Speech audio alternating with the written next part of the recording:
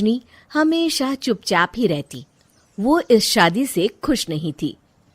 वो ये शादी नहीं करना चाहती थी। उसे तो हमेशा से पेंटर जो बनना था। अपने इस सपने को वो नहीं पूरा कर पाई, इसलिए वो हमेशा उदास रहती थी। रजनी, बहुत ही बढ़िया फिल्म लगी है, कल देखने चले? नहीं जी, कल मुझे बहुत काम है, मैं नहीं जा पाऊंगी। अच्छा तो कोई बात नहीं, संडे को चलते हैं। देखिए, मुझे फिल्म देखना पसंद नहीं है। आपको जाना है तो चले जाइए। नीरव को मना करके रजनी वहां से चली जाती है और अपने बैग को खोलकर उसमें बंद पड़े ब्रश और कलर्स को देखकर रोने लगती है। रजनी, चलो ना कहीं बाहर खाने चलते हैं, कुछ तुम्हारी पसंद का। जी, मुझे नहीं जाना, मेरी तबीयत ठीक नहीं है। रजनी वहां से चली जाती है। नीरव को समझ नहीं आता कि रजनी उससे इतना दूर क्यों रहती है। वो जब भी उसके साथ वक्त बिताना चाहता है, रजनी कोई ना कोई बहाना बना देती है। एक दिन घर पर कोई नहीं था। रजनी घर का सारा काम जल्दी से खत्म कर लेती है। घर पर अकेले होने के कारण वो सोचती है कि वो आज पेंटिंग करेगी। वो अपने कमरे में जाकर पेंट ब्रशेस और कलर्स निकालकर जैसे ही कलर मिक्स कर रही होती है कि दरवाजे पर बेल बज जाती है। अब कौन आ गया इस वक्त? इतनी मुश्किल से तो मुझे पेंट करने का मौका मिला है। रजनी दरवाजा खोलती है तो उसकी सास अपनी सहेलियों के साथ खड़ी होती है और सब घर के अंदर आ जाते हैं। अरे बहू, सबको शरबत बनाकर पिला दे, बाहर तो बड़ी गर्मी है। उफ। जी। रजनी पेंट ना कर पाने से उदास हो जाती है। उसे गुस्सा भी आ रहा होता है कि उसने इस शादी के लिए हाँ क्यों कह दी। वो रसोई में जा रही होती है कि उसकी सास उसे रोकती है।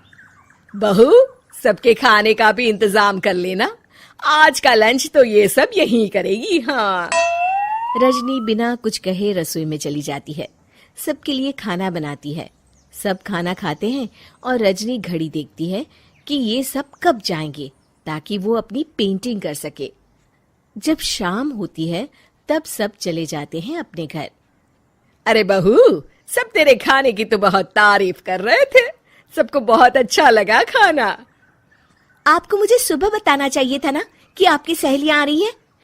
पता भी है कितना वक्त लगा सारा खाना बनाने में। अरे बहू, तू ऐसे कैसे बात कर रही है मुझसे? तो और कैसे बात करूं? मैं इस घर की कोई नौकरानी नहीं हूं कि इतना काम करूंगी। रजनी अपने कमरे में जाकर दरवाजा बंद कर लेती है। शाम को जब नीरव आता है तो उसकी माँ उसे पूरी घटना के बारे में बताती है। क्या रजनी ने आपसे इस तरह बात की माँ? हाँ, और पता नहीं उसे क्या हो गया है, शाम से बाहर भी नहीं आई है। मैंने तो कई बार आवाज दी, खाना भी नहीं खाया उसने। तू ही बात करके देख ले बेटा। नीरव अपने कमरे का दरवाजा खटखटाता है। रजनी, दरवाजा खोलो, मैं हूं। रजनी दरवाजा खोलती है और फिर वापस जाकर अपने बिस्तर पर लेट जाती है। रजनी, माँ से बात करने का ये क्या तरीका है? मैंने कोई गलत बात नहीं की है। अरे तुम क्यों ऐसे बर्ताव कर रही हो सबके साथ? क्या तुम इस शादी से खुश नहीं हो? रजनी कुछ नहीं बोलती। अरे बताओ मुझे रजनी, क्या ये शादी तुम्हारी मर्जी के खिलाफ हुई है? हाँ, मैं ये शादी कभी नहीं करना चाहती थी। तुमसे क्या, मैं किसी से भी शादी नहीं करना चाहती थी। रजनी रोने लगती है। चुप हो जाओ रजनी, बताओ मुझे, तुम क्यों नहीं करना चाहती थी शादी? रजनी बेड के नीचे से अपने पेंटिंग्स, कलर्स, ब्रश, पेपर्स निकालती है। इतने में उसकी सास भी कमरे में आ जाती है। ये देख रहे हो, ये थे मेरे सपने। मैं पेंटर बनना चाहती थी, पर माँ पापा ने कभी सपोर्ट नहीं किया और मेरी शादी करवा दी। मेरे सारे सपने टूट गए। हर वक्त बस गुस्सा आता रहता है मुझे। मैं जानती हूँ कि आप लोगों की इसमें कोई गलती नहीं है, पर मैं क्या करूं, मुझे समझ में नहीं आता।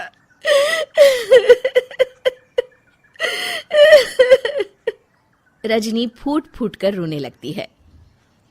मुझे माफ कर दीजिए, आप दोनों के साथ मैं बहुत बुरा बर्ताव कर रही हूँ। अरे रजनी बेटा, चुप हो जाओ तुम। नीरव पानी लेकर आता है। ये लो पानी पियो और शांत हो जाओ। रजनी पानी पीती है और उसकी सास पेंटिंग्स देख रही होती है। अरे नीरव, हमें तो पता ही नहीं था कि हमारी बहू कलाकार है। अरे कितनी अच्छी पेंटिंग्स बनाई है, देखो तो। ये वाली तो मैं अपने कमरे में ले जाऊंगी। आपको ये पेंटिंग्स अच्छी लगी?